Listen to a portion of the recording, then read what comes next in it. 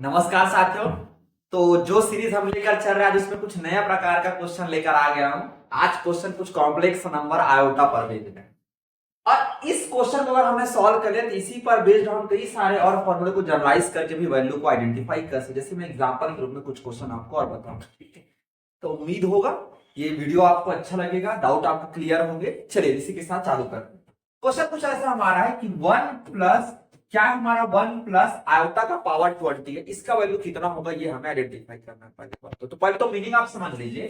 ये आयोटा बोलिए चाहे आई बोलिए, इसका वैल्यू होता है -1 और एक तरीके से ये कॉम्प्लेक्स नंबर को रिप्रेजेंट करने के लिए ये वैल्यू हम पुट करते हैं। पहली बात तो ये।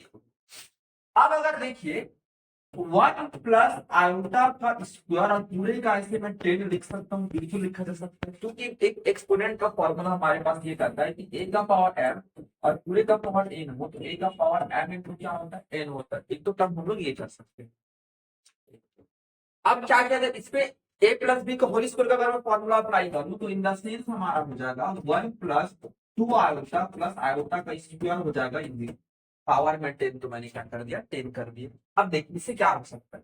पहले तो आप समझिए कि अगर मैं आयोटा इज इक्वल टू क्या लिखा, √-1 लिखा हूं तो इन द सेंस अगर मैं आयोटा का स्क्वायर कर लूं तो आयोटा का स्क्वायर करने पर क्या हो जाएगा, -√-1 का स्क्वायर इज इक्वल टू क्या होगा -1। तो याद रखिए आयोटा स्क्वायर की जो वैल्यू होती है वो होती है -1।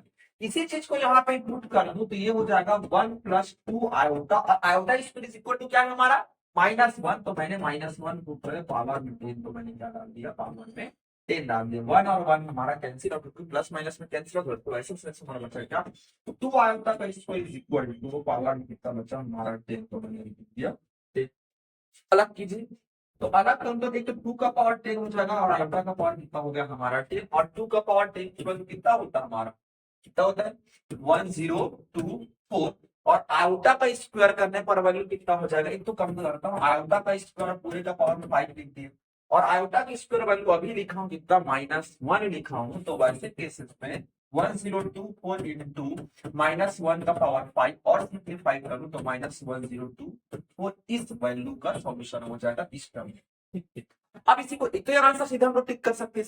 अब इसको थोड़ा सा आपको जनरलाइज कर दो, मान लो क्वेश्चन को अगर बदल दे कुछ इस टर्म तरीके से पूछ दे, इस क्वेश्चन को बदल दे और इस पूरे क्वेश्चन को बदल दे कुछ ऐसा कर दे कि वन प्लस आयोटा का पावर 100 कर दे, तो क्या तो कोई दिक्कत नहीं, पैनिक नहीं होगा। आपको याद रखना है ना, एक तो आप क्या कीजिए वन प्लस आयोटा का पावर 100 को मैंने लिख दिया, टू और पूरे का पावर 50 कर दिया।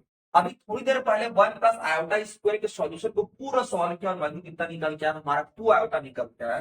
तो वैसे सेंस में यहाँ पे रख दिया मैंने 2 आयोटा और पावर में 50 फिर इसको सिंप्लीफाई करूँ तो 2 का पावर 50 इंटू आयोटा का पावर कितना हो जाएगा 50 और आयोटा का पावर 50 को क्या लिखो आयोटा स्क्वायर इंटू क्या लिखे 25।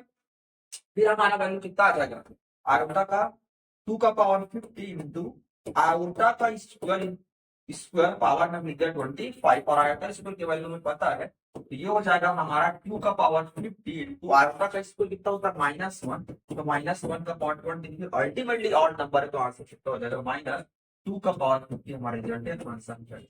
तो इस प्रकार आप क्वेश्चन को जनरलाइज कर कई तरीके से ऐसे क्वेश्चन को सॉल्व कर सकते हो। उम्मीद होगा ये वीडियो समझ आया होगा।